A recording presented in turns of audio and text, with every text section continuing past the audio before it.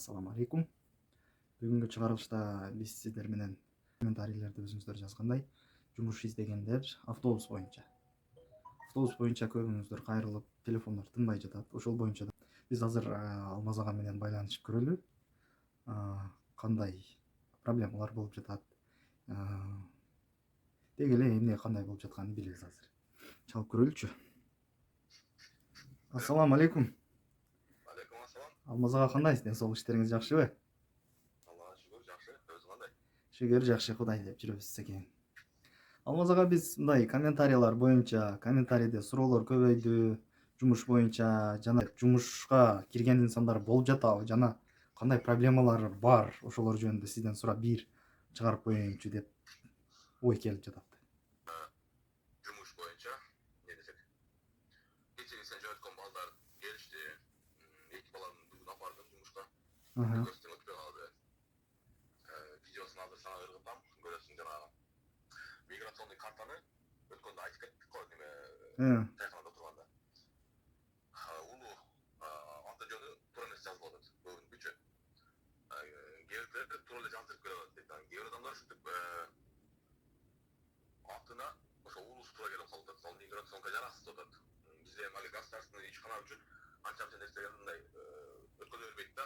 Өтө эле мындай придирчивый. МФЦге барып сага ошол жерде алмаштырат деп алар айтып атат. Бизде эми ал кандай алмаштырат эми нече болуп калды, жетишпей калдык. Ошо. Демек фамилиясы, аты, уулулар аралашып кетип жатат, а?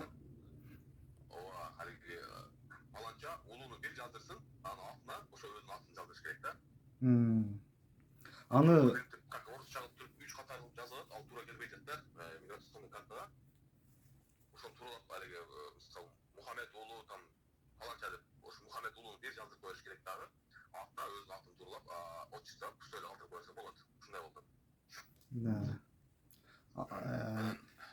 Дагы бир айтып кеткен нерсе бар. ПДДны жакшыраак даярданышсын балдар. ПДД өтпөй калгандар болуп атат.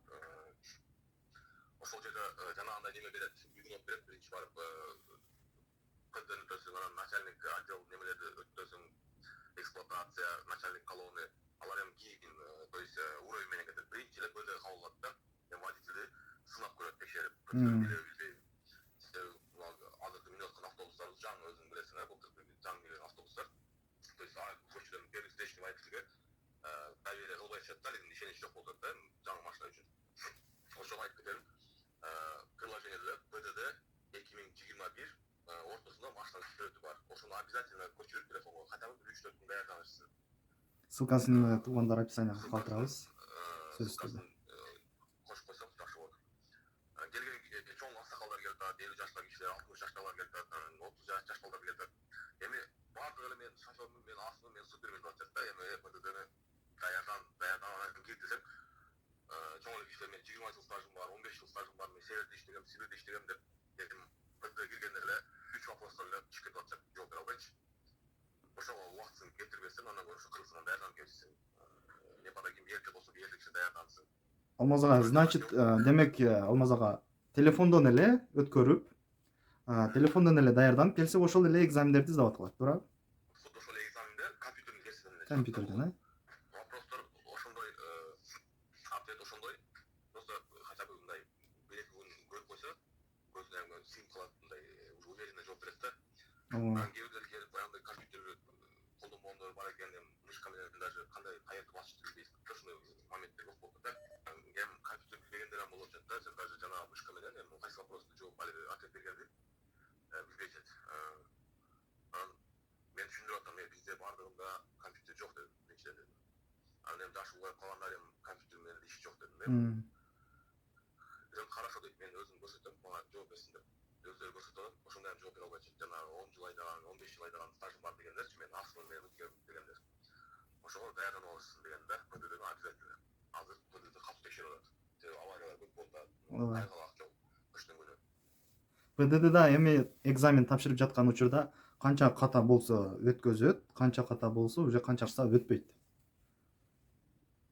Эмичи булар мындай гаидеги эле мындай компьютер менен текшерет. Канча катасын айта албайм, бирок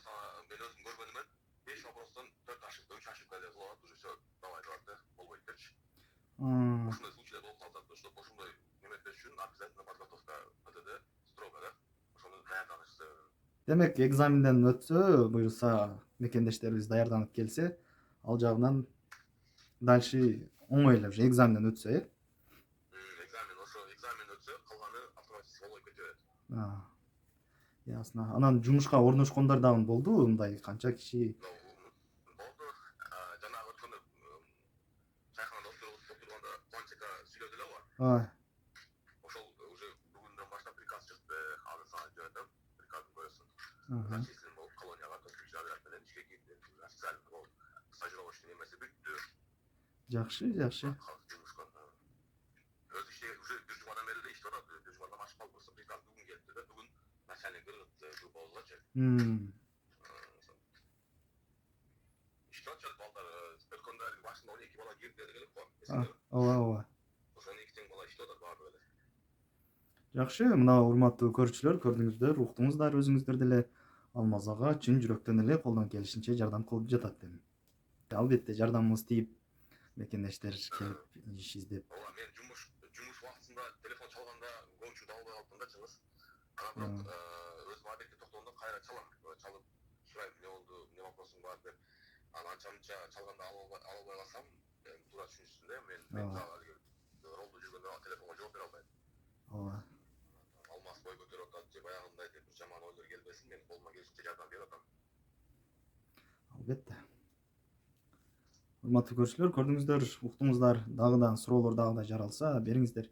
Эң биринчи эле бир гана Мосгортранска жумушка орношуу эмес, деги эле Россияга кирсеңиздер, миграционный картаңыздарды уулу дегендер особенно жакшы карап, эгерде туура эмес жазылган болсо, кайра эле ошол жерден мынаны оңдой бер десеңиздер, оңдой беришет сөзсүз түрдө.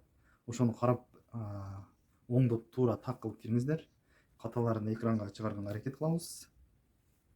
Ошо азыр видео жөнөтөм, сага чыгып ошоларды неметпесем, мен ошо именно отделкалардан тартып, сага жөнөттүм, пример кылып. Өткөндө эле көрсөттүм эле, анан түшүнбөй, жанагы билет алгандар, может, түшүнбөй калышыптыр, сен дагы бир сени эскертип берсең ошону.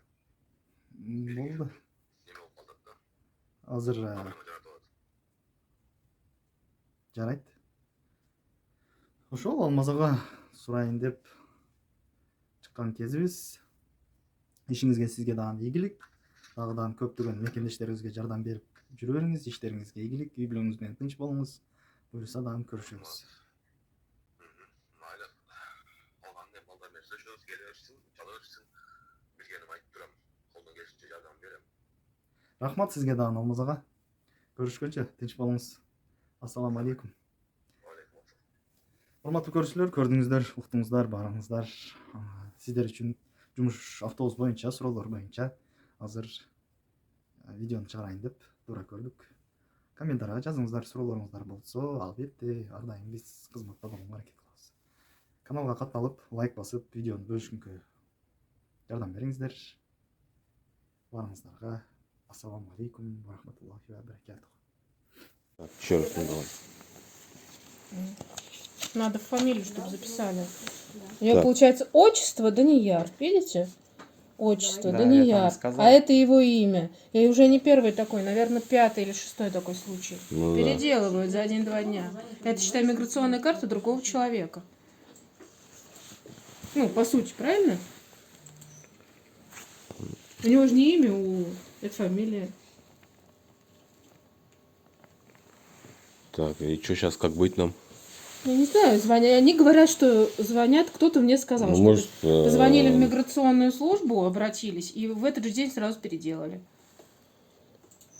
Это уже не первый вот человек, Да, который я вот, же сказал, останавливается, загвоздка вот на этом. Контроле там, что там не примут. Надо было Они настоять на сказали, своем. Но я говорю, это уже такой не первый случай. Звонят в миграционную службу и переделывают. За один день, причем на следующий день ко мне тоже подходили люди и говорят, переделывают.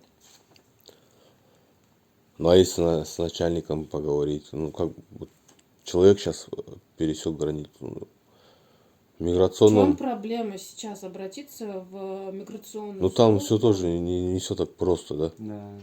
Ну понятно, не все так просто. А как мы возьмем человека, у которого не его миграционная Короче, карта? без вариантов, да, это получается? Да. Но если бы у меня не было таких случаев, я бы там что-то вам еще Ну да, придумывала. не, Правильно? Чем я мы буду что-то как бы, да, придумывать? Я об просто вам этом... говорю, обращаются, на следующий день приходит, говорит, все, я, говорит, обратился, мне переделали. Хорошо, сейчас миграционный попробуем еще. Говорят, Ну, а так, обращаются а- в миграционную службу. А по остальным документам у него все соответствует? Да, вот у него, видите, везде написано. Где?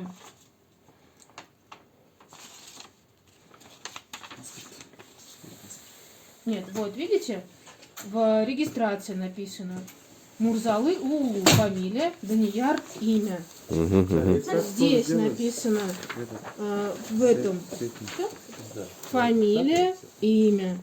Фамилия, Всё, подписывайте, имя. возвращайте Ну, мне. если Скажите, здесь что карту неправильно сказали было бы, срочно. это не Всё, сделали. позвонили, сказали срочно. Хорошо, спасибо. Еще подпишите, мне приедут. Приходит, я говорю. На основе этого сделали регистрацию. Скорее всего, кто-нибудь передаст.